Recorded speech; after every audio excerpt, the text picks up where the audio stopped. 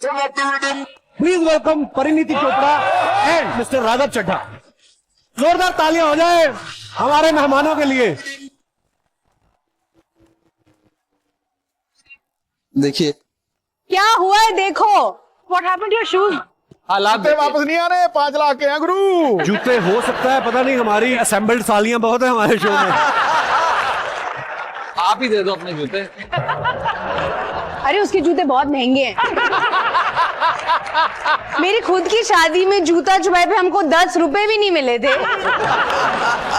कुछ भी नहीं मिला था हमें। राघव सी कुछ नहीं दिया था जूते चुराई पर तुमने शादी में। इन्होंने मांगा ही नहीं, बेचारे इतने भले लोग हैं। इन्होंने कहा लड़की ले जाओ बस। निका जल्दी लेके जाओ, जल्दी ले जाओ, जल्दी जल्दी। आइए बाजी, बैठिए प्लीज।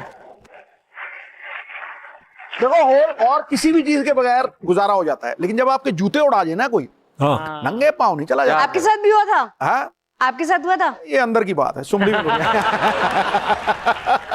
अरे इन्होंने साथ? शादी से पहले उतार के रखा था, मारा जूते कोई नहीं चला सकता। ये बड़े स्मार्ट होते हैं यार। हम लोग तो बहुत फ्लॉप हो गए थे। हमने रूल रखा था कि कोई मिलनी, कोई जूता छुपाए कुछ नहीं, 11 रुपए का शगन होगा। ये हमारे रूल थे and we refuse to take gifts. वाह, 11 रुपए, अब तक तो करोड़ों हो गए होंगे उसके। एफडी कराई उसकी, फिर क्या किया? वो भी रहन देते 11 रुपए भी। बड़ा पाव नहीं आता 11 रुपए में। कलिचड़ियाँ दी थी। कलीचड़ियाँ दी थी। खिचड़ियाँ दी थी। सारे पैसे से मजा रिलेटेड आता है। सवाल आ रहे हैं। कलीचड़ियाँ दी थी क्या काउंटिंग? उनका क्या डिजाइन था, वो कौन से रंग की थी?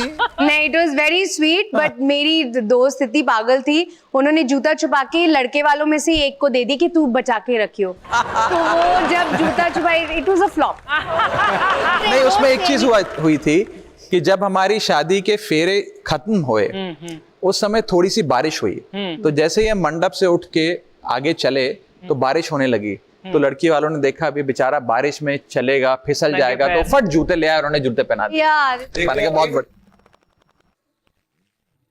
अच्छा राघव, सीए भी हैं, आपको शायद बहुत सारे लोगों को पता भी है, तो पैसों का हिसाब किताब है ना, उनसे बेहतर कौन कर सकता है। पर शादी के बाद पैसों का हिसाब किताब जो है फाइनेंस मिनिस्ट्री है, वो आप ही संभालते हैं कि वो भी होम मिनिस्ट्री संभाल रही है? देखिए, पैसों का हिसाब किताब तो वो आदमी करे जिसके पास पैसे हैं। अच्छा, सारे पैसे इन्हीं के पास हैं। इनके काम में पैसा है, हमारे काम में पैसा नहीं है, प्यार ज्यादा है, तो पैसे तो यही संभालती है।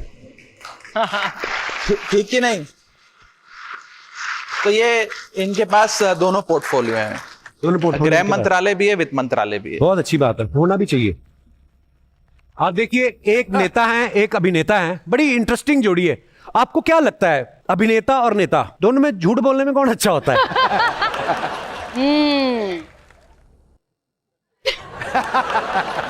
कहाँ पानी नहीं है क्या?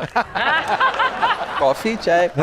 सीरियस, आप कॉफी पिएंगे? नहीं, हाँ, नहीं मुझे पता आपने बात बदली है, पर फिर भी मैं पूछ रहा हूँ।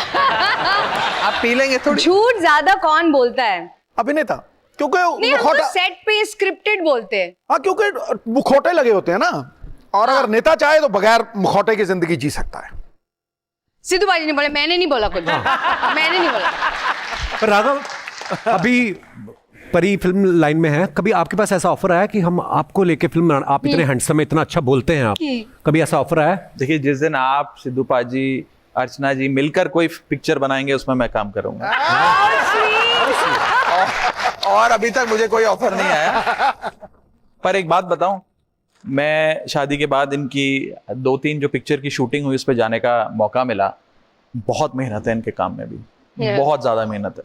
एक ही सीन को एक 2-2, 3-3 दिन लगातार एक टेक पे, दूसरा टेक पे, तीसरा टेक करते रहते हैं। बहुत मुश्किल काम करते हैं, और सलाम सारे एक्टर्स को और इस दुनिया को, और आपका खास करके शो जो इतने सालों से हम देख रहे हैं। हिंदुस्तान के एक घर में आप हंसी पहुंचाने का काम करते हैं, जो मुझे नहीं लगता हिंदुस्तान में बहुत लोग। Thank you. तो सलाम आप। सलाम आप। आपकी हमने कुछ प्यारी प्यारी पिक्चर्स निकाली हैं, उसके Oh नीचे कुछ God. जनता के कमेंट्स हैं, हम आपको पढ़ के दिखाना चाहते हैं। दिखाइए जरा। ये चेक कर रहे हैं पत्नी के दिमाग में इतने सवाल आते कहां से हैं। सवाल तो बहुत आते हैं भैया। नहीं, था। अमन रात को ऑफिस से देर से घर लौटा। लिफ्ट खराब थी तो सीढ़ियों से चढ़ने लगा।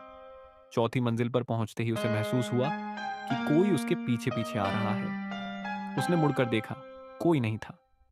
कदमों की आवाज अब भी सुनाई दे रही थी। डरते हुए वह तेजी से अपने फ्लैट तक पहुंचा और दरवाजा बंद कर लिया। जैसे ही उसने चैन लगाई, दरवाजे पर जोर की दस्तक हुई।